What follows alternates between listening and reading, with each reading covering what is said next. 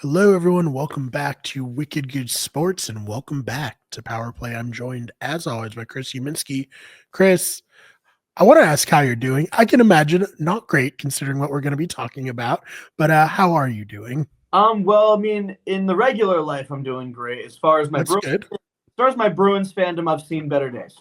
Yeah. So, Bruins going through a lot of changes right now. What is the biggest change that we got to talk about here? All right, so I guess leading up to this, it's been a while. We haven't really been able to talk much. We are currently 9-9-3, which is not great. Um, and the way that the Bruins front office has decided to react to this is Jim Montgomery is out. Yes, so Jim Montgomery fired after I would say like a decent run, but no championships, no Stanley Cup. So how good could it have really have been, right, Chris? Right. I mean, he was coach of the year. He currently has the best season in Bruins history under his belt. But yeah, he just wasn't the job wasn't getting done, and coaching was certainly a part of it, but I don't think that's the entire issue, and the biggest issue is not one that's going to be solved anytime soon, I don't think. All right. Well, what is the reason that now's the time? Why not, you know, in the off season, either last off season or this upcoming? Why, 9-9-3 seems pretty quick to make the call. Obviously, I'm not as plugged into hockey as I am football, but just why now? That's a good question. Maybe it's just because of like the skid that they've been on. Um and supposedly there's very high standards for the Bruins, which I do agree with.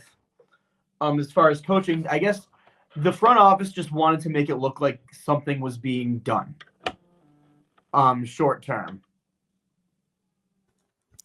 And you said already that like you don't think this is the biggest reason for the struggles the Bruins might be having. What do you think is the biggest reason for the struggles the Bruins are having?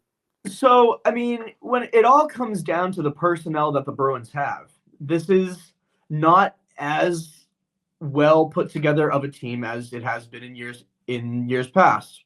The biggest change, the most noticeable change, has been goaltending.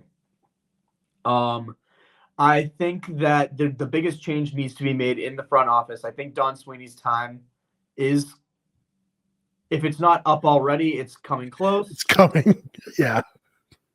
There's just this last offseason, especially, there were some questionable moves, especially the Linus Olmark trade, and the return for that, it was very. I don't think we got a good return for that. Right. Um, and it's put, yeah, just like Montgomery wasn't being given the tools that he needed by general manager Don Sweeney. Yeah. So I guess, I mean, do you think Don Sweeney's going to be like, making moves for his job, or do you think it's, probably just gonna be over? I think his job is secure. Yeah. He's him and he played on a line with Cam Neely. So they're boys. Sweeney's gonna be here for the foreseeable future unless something drastic happens. Mhm. And so far with the coaching change, we've only seen one game, and we have an interim coach right now. I need to see who that is again. Yeah, we didn't touch on that yet, but who is the person who's going to have to come in here mid-season, or not even mid-season, a third of the way into the season to try to right the ship? So it is Joe Sacco, who was an assistant coach.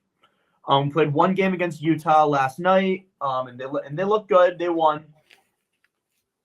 I'm wondering how the locker room is going to respond to a new coach. Mhm. Um, I guess it probably does help, right? Like he was an assistant, so Yeah, it's like he you knows know, he knows the system, he knows the players. Um, I'm very nervous for the rest of the season. I hope that the coaching change will be something positive. I don't know what other changes might be coming. I thought I saw that right?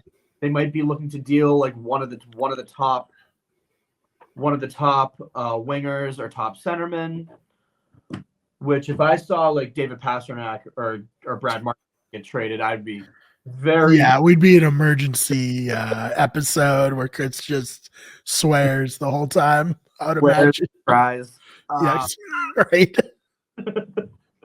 All 7 stages of grief, all laid out in a power play episode. That'd be a pretty good episode 100 right there, maybe. Yeah. This is episode 99, so we got to do something good for 100. We'll let you all know. Yeah, What we figure out once we try to figure it out this upcoming week. we'll get planning stages for that. Yeah. So I guess realistic expectations for the Bruins going forward. I think they're going to be mid. Mm-hmm. Certainly not the bottom of the barrel. They're mid in the Atlantic Division right now.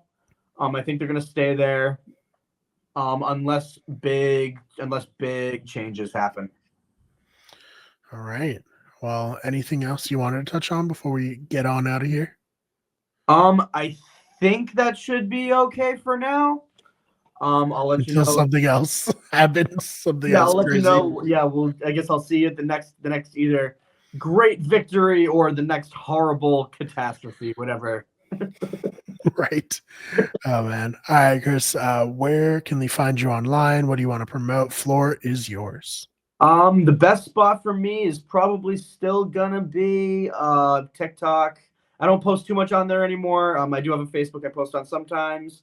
I am making music too. Check that out on Spotify.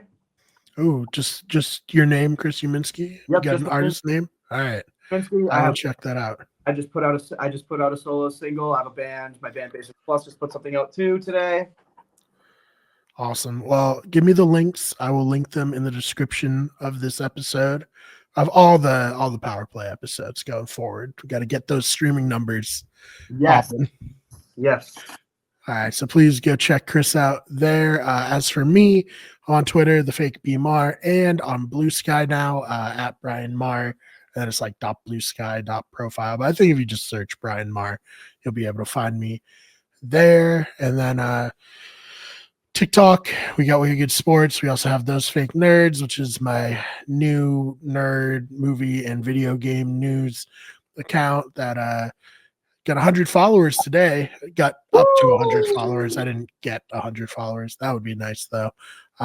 So that's growing. That's a lot of fun. And main channel, Wicked Good Everything. This channel is, of course, Wicked Good Sports. And we also have our podcasting channel, Better Radio. Chris, thank you so much for your time. Thank you. And we'll see you all in the next one.